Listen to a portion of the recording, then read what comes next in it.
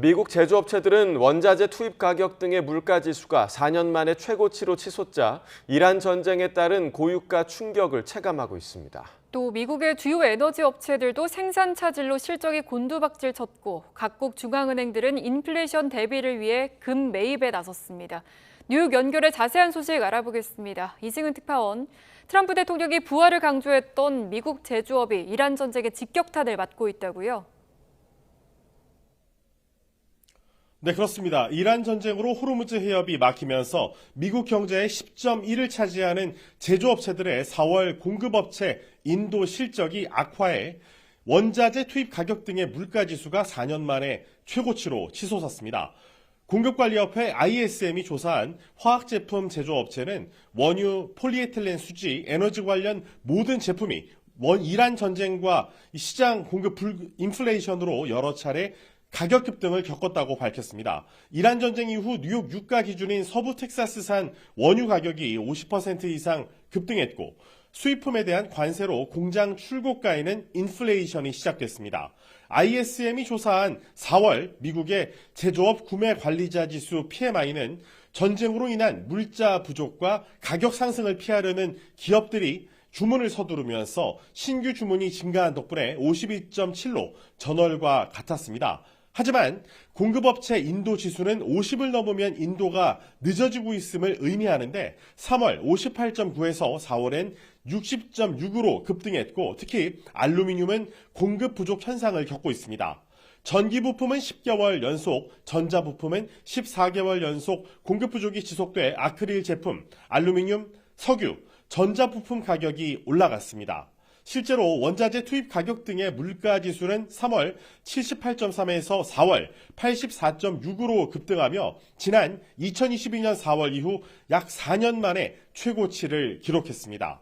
수출 감소세는 2개월 연속 이어졌고 공장 고용은 15개월 연속 감소했는데 미국의 제조업 부활을 강조한 트럼프 대통령이 취임한 지난해 1월 이후 미국의 제조업 일자리는 약 8만 5천 개가 사라졌습니다. 제롬 파월 연방준비제도 의장은 이제 이란 전쟁발 인플레이션 충격이 현실화했다고 진단했습니다. 직접 들어보시죠.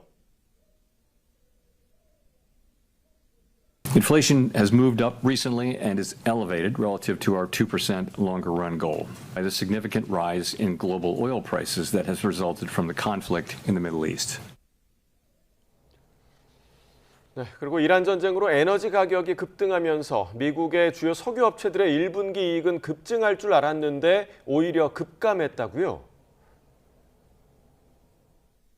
네, 그렇습니다. 미국 최대의 에너지 기업인 엑손모빌의 1분기 순이익은 41억 8천만 달러로 1년 전보다 46% 감소했는데 5년 만에 가장 낮은 수준입니다. 쉐브론도 1분기 순이익이 22억 1천만 달러로 1년 전보다 37% 감소했는데 두 회사 모두 이란 전쟁에 따른 호르무즈 해협 봉쇄 장기화로 중동 시설의 생산량이 급감한 게 실적에 악영향을 미쳤습니다. 데런 우즈 엑손모빌 최고 경영자는 전체 생산량의 15%가 이란 전쟁에 영향을 받고 있고 호르무즈 해협이 재개방돼도 원유 수송 흐름이 정상화하는데 최대 2개월이 걸릴 것으로 내다봤습니다. 이런 가운데 호르무즈 해협 봉쇄가 이어지면서 전 세계 석유 재고가 위험 수준까지 떨어져서 이르면 이달 말쯤 유가가 심각하게 급등하고 연료 사용이 중단되는 위기 상황이 올 것이란 경고가 나왔습니다. 영국 파이낸셜 타임스는 원유 트레이딩 업체인 군보르가 주유소 휘발유 가격 급등을 넘어 기업들이 문을 닫고 경기 후퇴에 진입하게 되는 변곡점이 6월이라고 예상했다고 보도했습니다.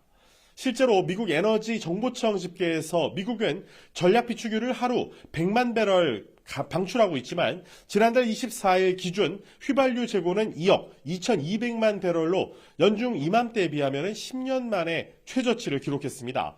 석유업계 임원은 시장이 뒤털리는 것을 볼 수 있는 시점인 미국 휘발유 재고 2억 2천만 배럴 선에 거의 도달했다고 경고했습니다. 이란 전쟁으로 인플레이션 우려가 겹치면서 세계 각국 중앙은행이 금 매입에 나서고 있다고요? 네, 그렇습니다. 각국 중앙은행이 이란 전쟁 이후 외환 보유 다각화 등을 위해서 금 매입을 늘려 금값이 다시 오를 수 있다고 뉴욕타임스가 보도했습니다. 지난 2022년 우크라이나 전쟁 이후 중앙은행들의 매입 규모가 늘어나면서 수년 동안 금 강세장을 뒷받침해왔는데요. 최근에는 폴란드와 튀르키예, 중국 등 신흥국 중심의 매수세가 두드러지고 있습니다. 특히 중국의 중앙은행인 인민은행은 지난 3월 금 보유량을 16만 온스, 5톤 정도로 늘리면서 17개월 연속 순매수세를 기록했는데 이는 2025년 2월 이후 1년여 만에 최대 규모입니다. 금은 인플레이션으로 화폐 가치가 하락할 때 이를 방어하는 수단으로도 활용할 수 있습니다. 지금까지 뉴욕에서 YTN 이승윤입니다.